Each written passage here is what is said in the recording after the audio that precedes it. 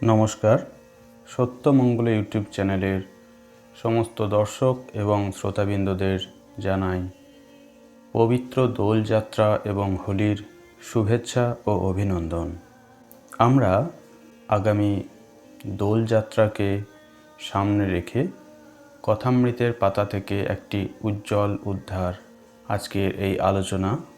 দোলযাত্রা দিবসে শ্রী শ্রী ঠাকুর দক্ষিণেশ্বরে ভক্ত সঙ্গে কীভাবে আনন্দ করেছেন সেটি দেখব।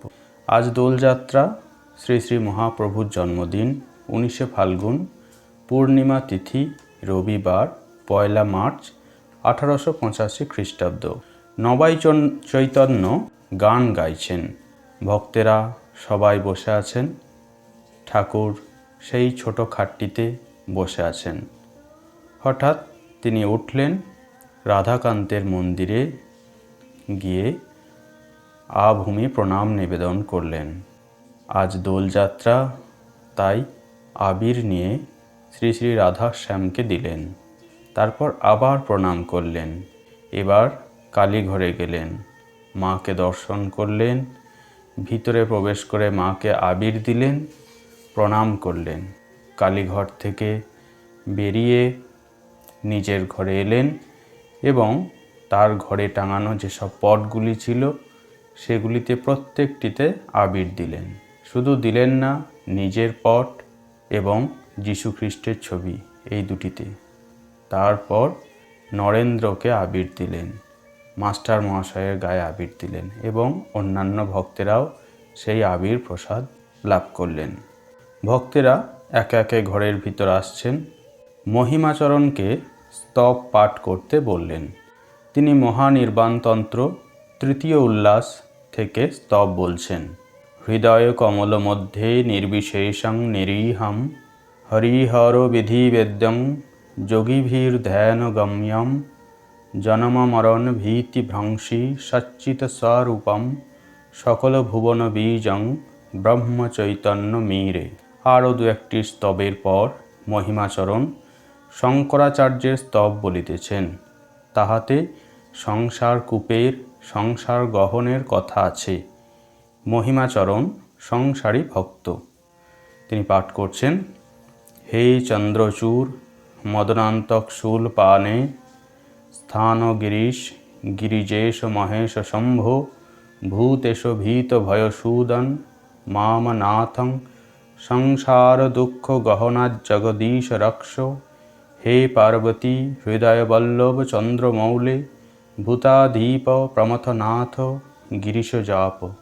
হে বামদেব ভবরুদ্র পিনাকপানে সংসার দুঃখ গহনা জগদীশ রক্ষ ইত্যাদি। শ্রীরামকৃষ্ণ মহিমাচরণকে বলছেন, সংসার কূপ, সংসার গহন কেন বলো দেখি?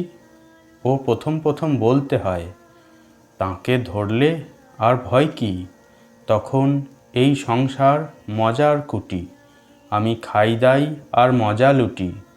জনক রাজা মহাতেজা, তার কিসে ছিল ত্রুটি? সে যে এদিক ওদিক দুদিক রেখে খেয়েছিল দুধের বাটি। কি ভয়, তাকে ধরো, কাঁটাবন হলেই বা জুতো পায়ে দিয়ে কাঁটাবনে চলে যাও। কিসের ভয়? যে বুড়ি ছোঁয় সে কি আর চোর হয়? জনক রাজা দুখানা তলোয়ার ঘোরাতো, একখানা জ্ঞানের একখানা কর্মের। পাকা খেলোয়াড়ের কিছু ভয় নেই।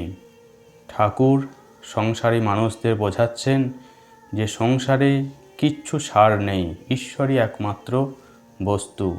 কীর্তনের পর ঠাকুর বলছেন, এই কাজ হলো, আর সব মিথ্যা। প্রেম ভক্তি বস্তু, আর সব অবস্তু।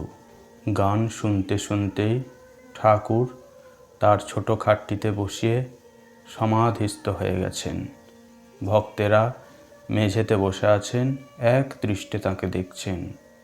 মহিমাচরণ, রামদত্ত বসে আছেন, মনমোহন বসে আছেন, নবাই চৈতন্য বসে আছেন, মাস্টার মশায় বসে আছেন। ভক্তেরা এক দৃষ্টে তাকিয়ে আছেন। অপূর্ব সে রূপ।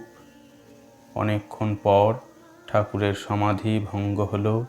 ভাবের পূর্ণ মাত্রা, ঠাকুর মহিমাচরণকে বলছেন, হরিভক্তির কথা বলো।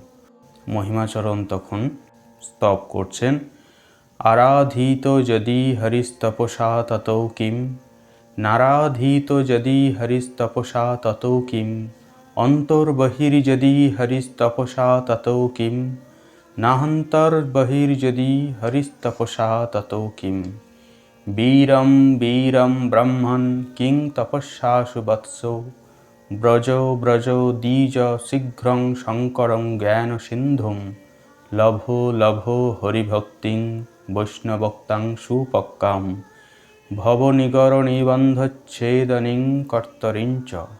নারদ পঞ্চরাত্রে আছে, নারদ তপস্যা করছিলেন, দৈববাণী হলো, হরিকে যদি আরাধনা করা যায় তাহলে তপস্যার কি প্রয়োজন? আর হরিকে যদি আরাধনা না করা যায় তাহলেই বা তপস্যার কি প্রয়োজন? হরি যদি অন্তরে বাহিরে থাকেন তাহলেই বা তপস্যার কি প্রয়োজন? আর যদি অন্তরে বাহিরে না থাকেন তাহলেই বা তপস্যার কি প্রয়োজন? অতএব হে ব্রাহ্মণ, বিরত হও বৎস, তপস্যার কি প্রয়োজন? জ্ঞান সিন্ধু শঙ্করের কাছে গমন করো। বৈষ্ণবেরা যে হরিভক্তির কথা বলে গেছেন সেই সুপক্ক ভক্তি লাভ করো, লাভ করো। এই ভক্তি কাটারি, এই ভক্তি কাটারি দিয়েই ভবনিগর ছেদন হবে। ঠাকুর বলছেন, জীবকোটি আর ঈশ্বরকোটি। জীবকোটির ভক্তি বৈধি ভক্তি, এত উপাচারে পূজা করতে হবে, এত জপ করতে হবে, এত পুরস্চরণ করতে হবে। এই বৈধি ভক্তির পর জ্ঞান, তারপর লয়, এই লয়ের পর আর ফেরে না।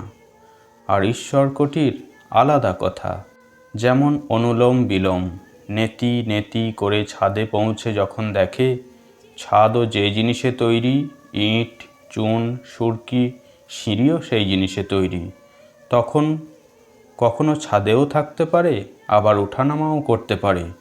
শুকদেব সমাধিস্থ ছিলেন, নির্বিকল্প সমাধি, জড় সমাধি। ঠাকুর নারদকে পাঠিয়ে দিলেন, পরীক্ষিতকে ভাগবত শোনাতে হবে। নারদ দেখলেন জড়ের ন্যায় শুকদেব বাহ্য শূন্য বসে আছেন। তখন বীণার সঙ্গে হরির রূপ 4 শ্লোকে বর্ণনা করতে লাগলেন। প্রথম শ্লোক বলতে বলতে শুকদেবের রোমাঞ্চ হলো। ক্রমে অশ্রু অন্তরের হৃদয় মধ্যে চিন্ময় রূপ দর্শন করতে লাগলেন। জড় সমাধির পর আবার রূপ দর্শনও হলো। শুকদেব ঈশ্বরকোটি, তুমি ঠাকুর, আমি ভক্ত, এটি ভক্তের ভাব। এ আমি ভক্তির আমি। কেন ভক্তির আমি রাখে? তার মানে আছে। আমি তো যাবার নয়, তবে থাক শালা দাস আমি, ভক্তের আমি হয়ে। হাজার বিচার করো, আমি যায় না, আমি রূপ কুম্ভ। ব্রহ্ম যেন সমুদ্র, জলে জল, কুম্ভের ভিতরে জল বাহিরে জল, তবু কুম্ভ তো আছে, ওইটি ভক্তের স্বরূপ। যতক্ষণ কুম্ভ আছে ততক্ষণ তুমি আছো। তুমি ঠাকুর, আমি ভক্ত, তুমি প্রভু, আমি দাস। হাজার বিচার করো, এ ছাড়বার জো নেই। কুম্ভ না থাকলে তখন সে এক কথা।